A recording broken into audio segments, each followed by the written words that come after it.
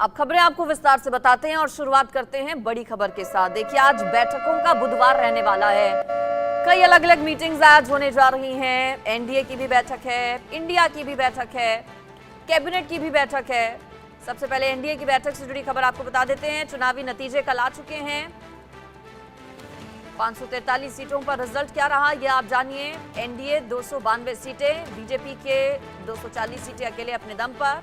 India गठबंधन का भी प्रदर्शन शानदार रहा। 234 सीटें इंडिया अलायंस की आई हैं, जबकि कांग्रेस 99 सीटें कांग्रेस अकेले अपने दम पर लेकर आई है। अदर्स के खाते में 17 सीटें गई हैं और इसको लेकर अब जोड़ तोड़ भी शुरू हो गई है। चूंकि अकेले अपने दम पर कोई भी पार्टी बहुमत नहीं लेकर आ पाई, एनडीए अलायंस जरूर बहुमत का आंकड़ा क्रॉस कर गया। ऐसे में पूरी तरह से स्थिति में है एनडीए सरकार बनाने की।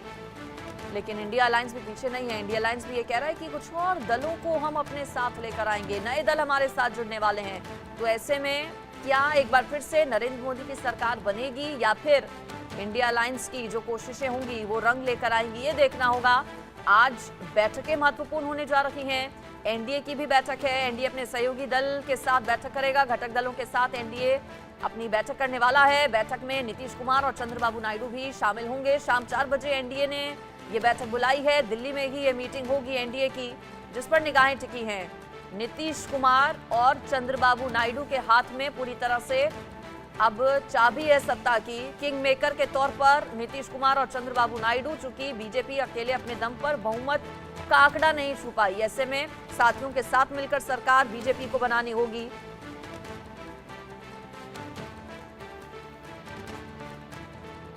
ज्यादा जानकारी मैं ले लेती हूँ। मेरे साथ इंडिया न्यूज संवाददाता मनोहर केसरी दिल्ली से जुड़ गए हैं। मनोहर, आज बैठकों का बुधवार, सबसे पहले मैं चाहूंगी कि एनडीए की बैठक पर आप जानकारी दीजिए। कितने बजे ये मीटिंग होने जा रही है? चंद्रबाबू नायडू, नीतीश कुमार पहुंच रहे हैं क्या इस बैठक में? कितने बजे पहुंचेंगे दिल्ली?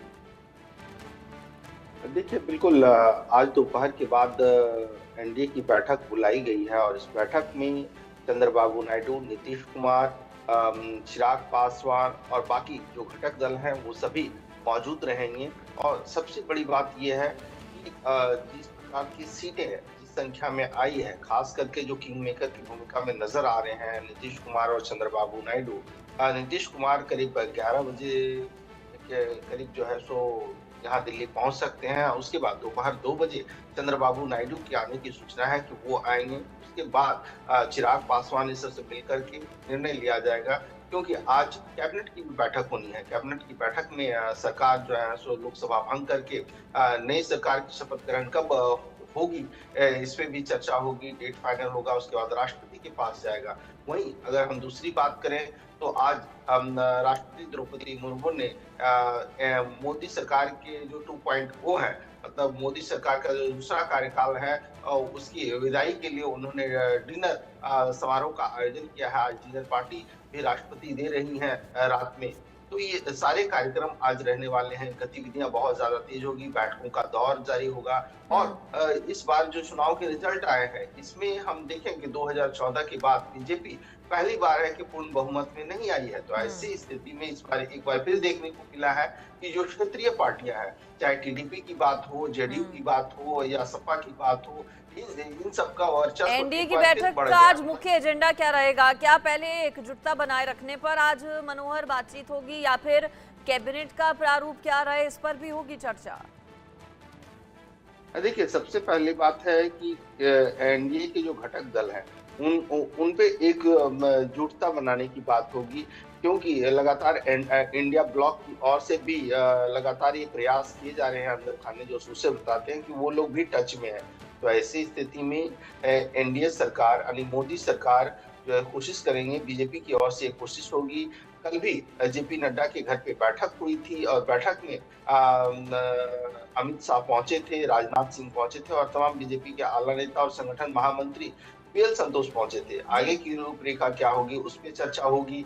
और जो भी घटक दल है उन तमाम घटक दल आपस में बातचीत करके कैसे हम आगे बढ़े, क्या रणनीति होगी, क्योंकि सबसे अहम बात है कि कैबिनेट में किस पार्टी को कितना बर्थ मिले और कौन सा पोर्टफोलियो सबसे ज्यादा मिले इस पार्टी को। क्योंकि याद होगा कि 2019 में जब नीतीश कुमार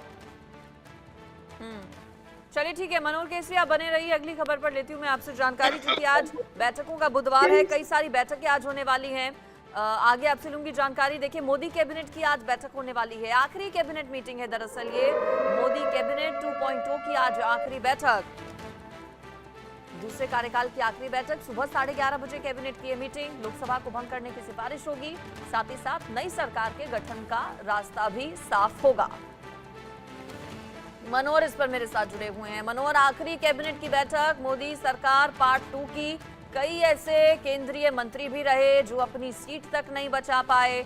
आज आखिरी कैबिनेट की बैठक, चूंकि परंपरा का हिस्सा है ये, तो क्या रहेगा? देखिए, बिल्कुल आज 11:30 बजे प्रधानमंत्री के आवास पे ये बैठक बुलाई गई है, जो 7 लोक कल्याण मार्ग पर है। इस बैठक में एक औपचारिक तौर पर लोकसभा भंग करने की सिफारिश हो सकती है, उसके बाद उसे राष्ट्रपति के पास भेजा जाएगा और साथ ही ये निर्णय भी लिया जा सकता है कि जो नई सरकार का गठन होगा तो उसे किस तरह से हम आगे तय किया जाए, कब शपथ ग्रहण लिया जाए। उसके बाद राष्ट्रपति के पास ये सारी चीजें भेजी जाएगी और वहां से फाइनल मोहर लग करके आएगा। लेकिन उम्मीद की जा रही है कि 8 या 9 तारीख को जो है शपथ ग्रहण समारोह का आयोजन किया जा सकता है, क्योंकि 16 जून को प्रधानमंत्री के जो पार्ट 2 का कार्यकाल है उसकी समाप्ति हो रही है। 16 जून आखिरी कार्यकाल का वक्त है। जी चलिए ठीक है, मनोहर आप बने रहिए मेरे साथ। कैबिनेट की भी बैठक होने वाली है, एनडीए की बैठक को लेकर इससे पहले मनोहर ने जानकारी दी। आज इंडिया अलायंस की भी होने वाली है बैठक, इंडिया गठबंधन की भी बड़ी बैठक आज है। नतीजों के बाद रणनीति पर मंथन किया जाएगा। खड़गे के आवास पर शाम 6 बजे होगी ये मीटिंग। दिल्ली में गठबंधन के नेता मौजूद रहेंगे।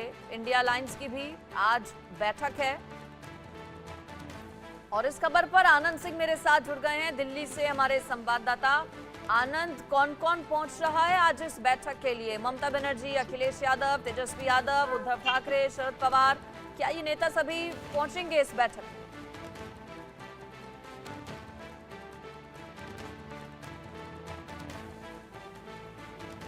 जी, आवाज आ रही है आपको मेरी? जी जैसा कि आज इंडिया गठबंधन की बैठक है, कल जिस तरह से एनडीए के अगेंस्ट में इंडिया गठबंधन को करीब 234 कार्यालय पे आए थे और उन्होंने जब मीडिया को संबोधित करते हुए कहा था कि जो जनादेश मिला है लोगों का उसे वो स्वीकार करते हैं, और उसके साथ में उन्होंने कहा था कि आज इंडिया घटक दलों के साथ उनकी एक मीटिंग की जाएगी जो करीब शाम में 6 बजे होगी दिल्ली में। और उन्होंने ये भी बताया था कि किस तरह से सारे दलों के साथ बैठकर जो एक डिसीजन है कि किस तरह से आगे जाना है, वे या सरकार बनाएंगे वो या सरकार नहीं बनाएंगे, तो इस पे एक गहन चर्चा की जाएगी। और जहां तक बात है, कुछ अन्य पार्टी के जो नेता हैं, जैसे एनसीपी के शरद पवार हैं और कुछ और लोग हैं, तो उन लोगों को भी कुछ जिम्मेवारी दी जा रही है कि जो एनडीए के भी घटक दल है उनसे भी बात की जाए। तो ऐसे में आज की जो ये बैठक है काफी महत्व, अपने बहुमत के आंकड़े से करीब 63 सीटें कम लेकर आई है। अगर हम 2019 की बात करें तो इस बार वो 240 के सीट के आसपास आ चुकी है। तो ऐसे में एक जो दाव लगा रही है इंडिया ब्लॉक और कांग्रेस खास तौर पे कि किस तरह से जो बीजेपी है उसको सरकार बनाने से रोका जाए। जी ठीक है, तो आनंद बता रहे हैं कि आज शाम 6 बजे मल्लिकार्जुन खड़गे के आवास पर यह मीटिंग होगी इंडिया ब्लॉक की, इंडिया अलायंस की। इंडिया अलायंस उत्साहित है आनंद, बहुत ज्यादा, चूंकि राहुल गांधी का प्रदर्शन दोनों सीटों पर बेहतर रहा। पहले अर्धशतक पर भी नहीं पहुंची थी, अर्धशतक भी नहीं लगाया था 2019 के चुनावों में, और इस बार शतक एक तरह से कांग्रेस पार्टी की ओर से लगा दिया गया। ऐसे में बड़े भाई की भूमिका में क्या इंडिया अलायंस में कांग्रेस पार्टी रहने वाली है? समाजवादी पार्टी का भी चूंकि प्रदर्शन अच्छा रहा है, ऐसे में आज की बैठक में और किन किन मुद्दों पर चर्चा की जाएगी? क्या सरकार कैसे बनाई जाए, इस पर भी चर्चा होगी। क्या जो मेन किंग मेकर्स के तौर पर चंद्रबाबू नायडू और नीतीश कुमार उभर रहे हैं, क्या उनके साथ भी किसी तरह का संपर्क साधा जा रहा है?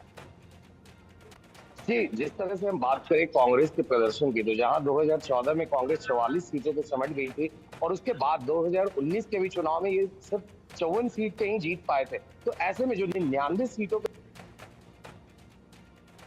उत्साह देने वाली जीत है। और जिस तरह से कांग्रेस ने लगातार अपनी गारंटी 5 न्याय और 25 गारंटी पे इन्होंने जो एक अपना प्लॉय रखा था, पूरी कैंपेनिंग उसी पे डिजाइन की थी। तो ऐसे में कांग्रेस के लिए ये जीत काफी एक संजीवनी बूटी का काम कर रही है। वहीं अगर हम बात करें समाजवादी पार्टी की, तो जहां पिछले बार उत्तर प्रदेश में बीजेपी को करीब 63 सीटें आई थी और 2014 में भी करीब 73 सीटों पे उन्होंने चुनाव वहां जीता था। तो ऐसे में बीजेपी को 33 सीटों पे उत्तर प्रदेश में रोकना ये काफी अहम है। और ऐसे में ही जिम्मेदारी, और वहीं हम कांग्रेस की बात करें तो जब वहां पे 2019 के चुनाव में कांग्रेस ने अपनी अमेठी, जी उन्होंने वहां से 6 सीट दर्ज की है। तो ऐसे में अब पूरा जो कवायद है वो सरकार बनाने की ओर है। और जो अपने घटक दल हैं जैसे एनसीपी हो, और भी कई ऐसे पार्टी हैं जैसे कि तेलंगाना के मुख्यमंत्री रेवंत रेड्डी है, तो रेवंत रेड्डी को चंद्रबाबू नायडू से बात करने की जिम्मेवारी दी गई है। वहीं जो एनसीपी के प्रमुख है शरद पवार, उनको भी, क्योंकि वो वेटरन लीडर रहे, गठन की बात सारी स्टार्ट की थी। तो ऐसे में शरद पवार ही थे जिन्होंने सारे पार्टी को एकजुट किया था नीतीश कुमार के साथ जाकर। तो नीतीश कुमार से बात करने के लिए ये जो जिम्मेदारी है शरद पवार को दी गई है। तो पूरी कोशिश रहेगी इंडिया गठबंधन की कि किस तरह से वो सारे घटक दलों को एक साथ लाते हैं, और जो एनडीए के भी पुराने पार्टनर्स हैं उनको भी साथ लाने की एक तरह की मुहिम की जा सकती है। चलिए ठीक है आनंद, शुक्रिया आपका इस खबर पर जानकारी के लिए।